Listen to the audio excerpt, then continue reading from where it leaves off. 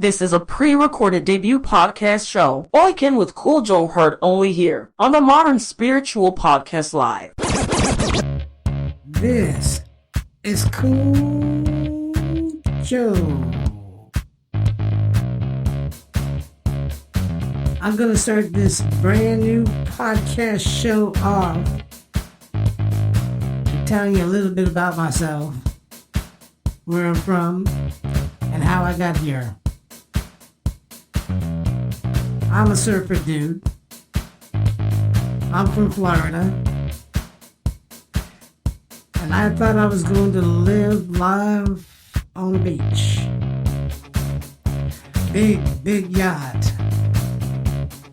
Big beach house. Beautiful Bahama mamas. Buku bucks. Cool cars. That was the American dream. But I woke. I settled for a surfboard, drinking Bahama mamas alone in a bungalow, being broke and being a cool Uber driver. This is how I met the coach. I headed over to an event at a hotel. He stepped out and stepped in my ride with his beautiful Asian bride. We started jamming, and he told me he was a life coach. I thought he was a lifeguard. Ooh. I had some sharks following me, so I became his client. He then was my lifesaver.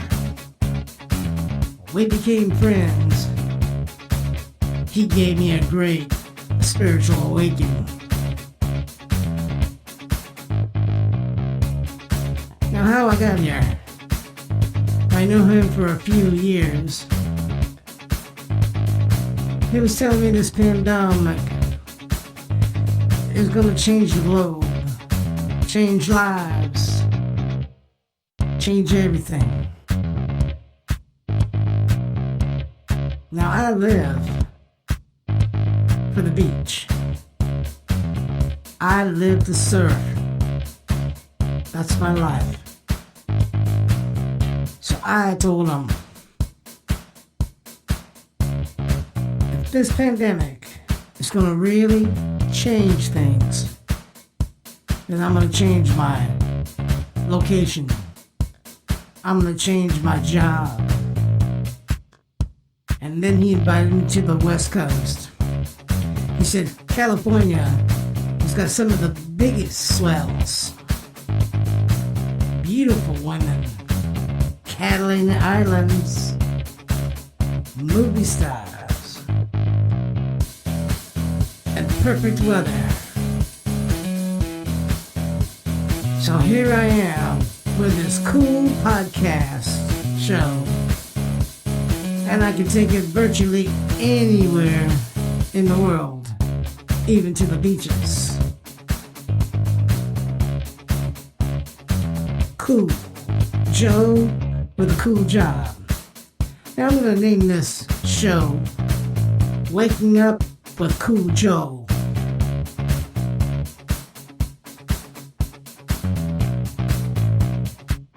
Now this show is going to be about the trap houses. And if you don't know what that is, don't worry, because you're about to learn what a true trap house is. But before we do that, head over to chipspodcast.com and lay down a cool big donation to help support this podcast. It's greatly appreciated.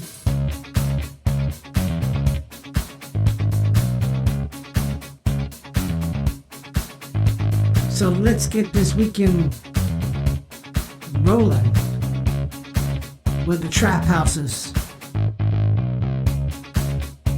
on the Modern Spiritual Life Coaching Podcast with me on the Great Awakening with Kool Joe.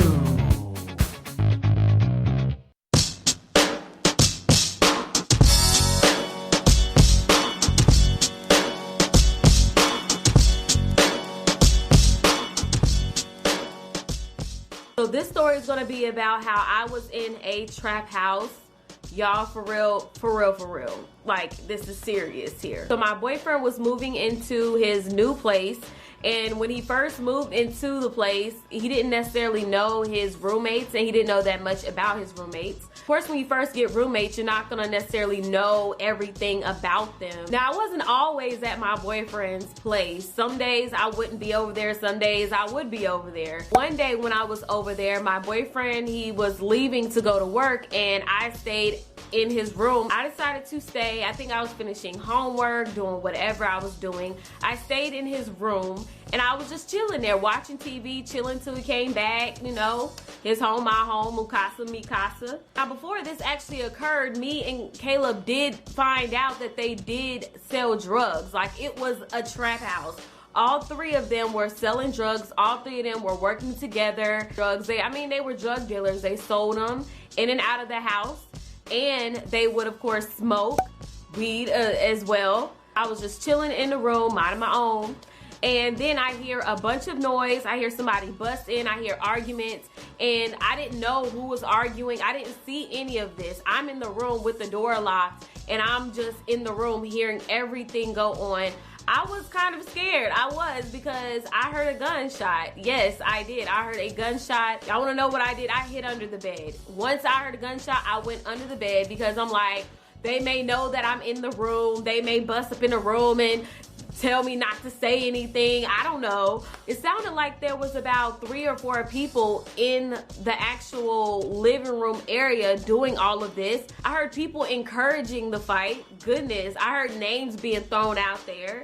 Somebody did somebody wrong, clearly, and I didn't know what to do. I didn't pick up the phone and call the police or anything. I think the first thing that I did was go under the bed with my phone, and I remember texting Caleb just to let him know how ratchet his roommate was being and that I was under the bed scared. Some of you guys probably would have called the police, but see, if you look at the news and take it back and really look at what's going on in the world, you wouldn't necessarily think that a police officer would necessarily be somebody, you know, like a hero right now. Nowadays, when you look at the world, the police are attacking the innocent. So, I mean, hello, I wasn't about to call the police, please. I ain't trying to even be involved with the police or the situation that was going on. I was just trying to stay to myself and protect myself, because honestly, out here, just protect yourself. Some people would have hid under the bed like me, because with gunshots, you never know. Like, people get popped through walls and doors, and I'm not trying to, no, I ain't trying to die, y'all. I am not trying to die. Not only am I not trying to die, I'm not trying to die young. I'm only 24 years old. I won't kill. But that is what happened to me. It was a scary situation.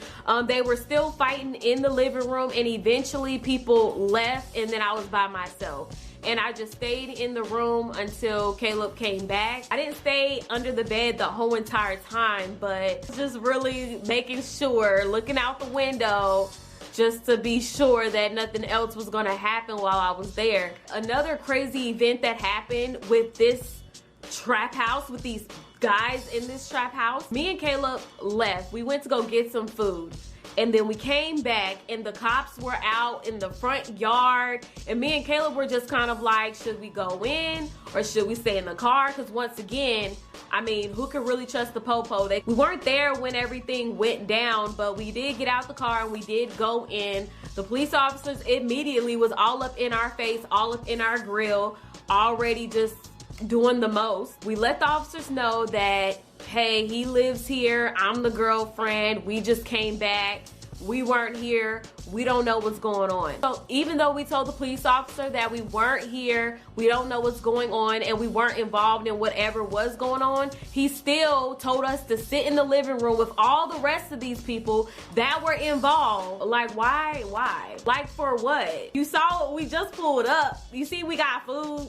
You see, he has a beautiful girlfriend that too cute to be involved in whatever's going on. Me and Caleb sat on the couch, and there were a group of girls that were there that were just going off. They were just pissed. One of the guys were doing tats illegally, so that was that situation. And I think the girls were in the room with him. Not only that, there were also the other two roommates involved because they had drugs out in the open. I don't even know all the detail. All I know is I saw drugs laid out in front of me clearly, and I'm just really upset because the police officers were threatening everybody like, well, you know, you can get kicked out of school for this. Give me your campus ID, your student ID. And it took so much time. It was just like, man, we should have never got out the car. We should have never came back just to be involved with this. It's just whack. Eventually they left us alone. Me and Caleb went to Caleb's room and we just ate our cold Bojangles because it was cold because we was just waiting. I was too upset to eat. You know when you just too upset to eat, to talk, to think? That was me. I didn't even want to go back out there and go to the microwave to warm it up. I just wanted to stay away. I was just like, you know what? I eat it cold. Everybody know if your Supremes are cold, you can't put them in a microwave because they ain't gonna be crunchy anymore. They gonna be all kind of soggy, and I don't like that. That's not cool. I don't pay money to have soggy food. I pay money to have crunchy food. So that is my story about how I was in a trap house. How, I mean, I could have been shot. Goodness. How I was threatened by the police. Like, they seriously were really trying to scare people. And I'm like, look, I'm innocent, so say what you want. I ain't going down for everybody problems, okay? I just came up. I just showed up, okay? That's it. I am done here.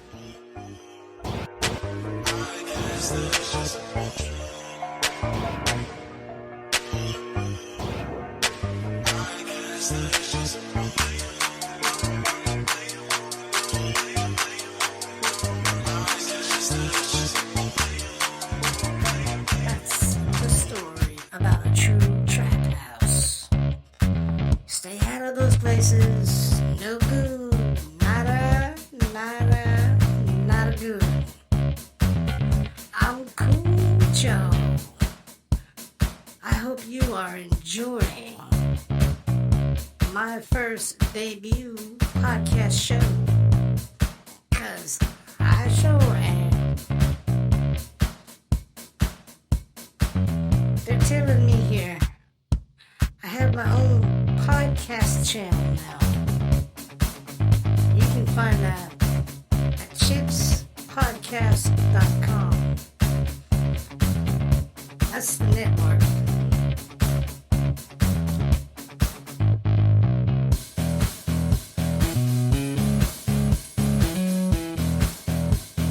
That's where you can leave a comment about this podcast. Hit that donation button. And leave some love.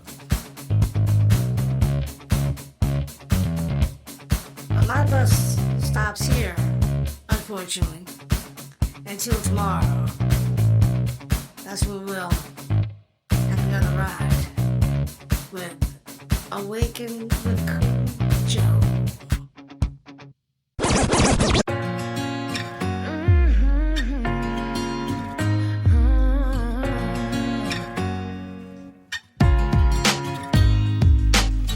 Quit it, baby, you're regular. Don't you try to sell me gold when really it's rocks. Didn't want it, but there you were. Should've known you were broke down to your socks. Now you're telling me you want me back. Well, I don't think I'm gonna handle that well.